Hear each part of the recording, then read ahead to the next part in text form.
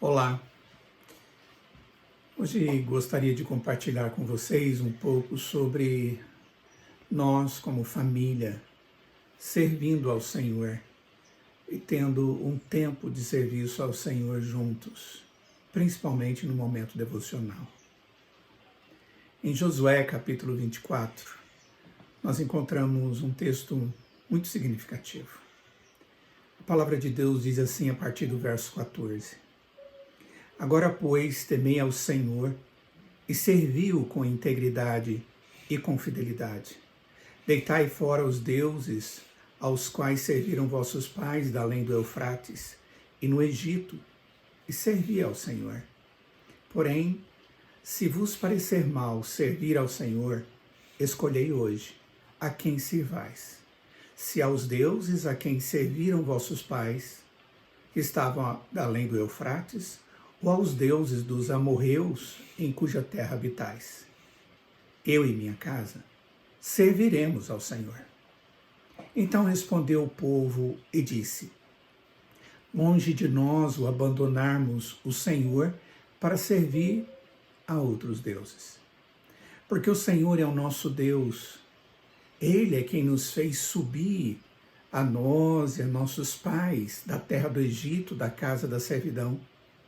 Quem fez esses grandes sinais aos nossos olhos e nos guardou de todo o caminho em que andamos e entre todos os povos pelo meio dos quais passamos. O Senhor expulsou de diante de nós todas estas gentes, até o amorreu, morador da terra. Portanto, nós também serviremos ao Senhor, pois Ele é o nosso Deus. Então Josué disse ao povo: Não podereis servir ao Senhor, porquanto é Deus santo, Deus zeloso, que não perdoará a vossa transgressão, nem os vossos pecados. Se deixardes o Senhor e servirdes a deuses estranhos, então se voltará e vos fará mal e vos consumirá, depois de vos ter feito bem. Então disse o povo a Josué: Não, antes serviremos ao Senhor. Josué disse ao povo: Sois testemunhas contra vós mesmos de que escolhestes o Senhor para o servir. E disseram: Nós o somos. Agora, pois, deitai fora os deuses estranhos que há no meio de vós e inclinai o coração ao Senhor, Deus de Israel. Disse o povo a Josué: Ao Senhor nosso Deus serviremos e obedeceremos a sua voz. Assim, naquele dia, fez Josué aliança com o povo e lhe a pôs por estatuto e direito em Siquém. Existem algumas atitudes que demonstram nosso amor e devoção a Deus. O culto cristão é uma dessas atitudes. Na adoração, nós demonstramos a real disposição para com o Deus da nossa salvação. A Escritura nos ensina, através do exemplo de homens que foram orientados e aplicaram a vontade de Deus no seu culto público e no seu culto familiar. Consideremos o exemplo de Abraão. Ele foi orientado por Deus para instruir as crianças e até mesmo os servos que trabalhavam na sua casa a guardarem o caminho do Senhor. Gênesis capítulo 18, verso 19, nós vemos isso. Abraão deveria usar a autoridade de pai e cabeça da sua própria casa para, com responsabilidade, conduzir todos nos deveres de uma família de Deus. Ao receber essa responsabilidade, Abraão se compromete pessoalmente com as obrigações e deve transferi-las para a sua casa. Em Gênesis 12, no versículo 7, após receber a promessa de Deus, Abraão edificou um altar ao Senhor. E no capítulo 13, verso 4, nós encontramos Abraão usando esse lugar para invocar o nome do Senhor. A Escritura diz: E se sois de Cristo, sois também descendentes de Abraão e herdeiros segundo a promessa. Gálatas 3, 29. Em João capítulo 8, verso 39, Jesus falando aos judeus, ele disse: nosso pai e Abraão, se sois de Abraão, praticai as obras de Abraão. Devemos herdar de Abraão a mesma responsabilidade de conduzir lares na adoração familiar. Outro exemplo bíblico é de Josué, desse texto que li agora mesmo. O texto diz assim no verso 15: porém, se vos parece mal servir ao Senhor, escolhei hoje a quem servais, se aos deuses a quem serviam vossos pais, que estavam além ou da além do Eufrates, ou aos deuses dos amorreus, em cuja terra habitais.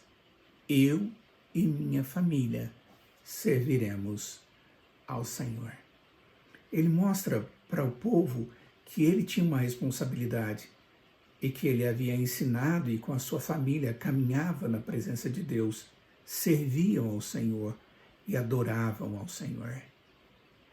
Em meio a todas as dificuldades, Josué não perdeu a noção de suas responsabilidades junto à devoção da sua família. O apóstolo Paulo, ao escrever para o jovem Timóteo, ele destaca a importância da educação que sua avó Lloyd e sua mãe Eunice haviam lhe dado, como também do seu pai na fé, o próprio apóstolo Paulo. Na sua segunda carta, no capítulo 1 e no capítulo 3, ele fala a respeito disso. Muitas palavras de juízo foram proferidas contra o povo de Deus e outros povos no Antigo Testamento, por não observarem a necessidade de terem seus lares como base da espiritualidade e fidelidade autênticas. Em Jeremias capítulo 10, verso 25 diz: derrama a tua indignação sobre as nações que não te conhecem e sobre os povos que não invocam o teu nome, porque devoraram a Jacó, devoraram-no, consumiram-no e assolaram a sua morada. Isso era tratado como um problema sério. Hoje, também devemos agir dessa maneira. O Salmo de número 78, do verso 5 e verso 7 diz: ele estabeleceu um testemunho em Jacó e instituiu uma lei em Israel e ordenou a nossos pais que os transmitissem a seus filhos, para que pusessem em Deus a sua confiança e não se esquecessem dos feitos de Deus, mas lhe observassem os mandamentos. O culto familiar é uma ferramenta indispensável para que a família encontre o caminho da fidelidade, através do estudo da palavra de Deus, e o caminho da adoração, na medida em que conhece a Deus, a sua vontade, e faça esse culto como verdadeira adoração e submissão ao Deus de toda graça.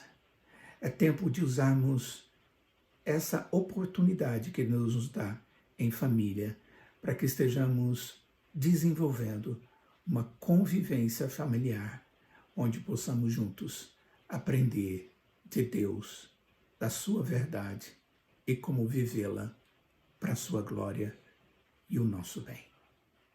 Oremos. Ó Senhor, com sinceridade e humildade, nos colocamos na Tua presença e pedimos que o Senhor nos dê a oportunidade agora, ó Pai, de nos comprometermos contigo, de termos um tempo familiar na leitura da Tua palavra, na adoração ao Senhor sincera, e que isso traga, ó Pai, maior intimidade das famílias contigo e uns com os outros, para a glória do Teu nome, em nome de Jesus. Amém.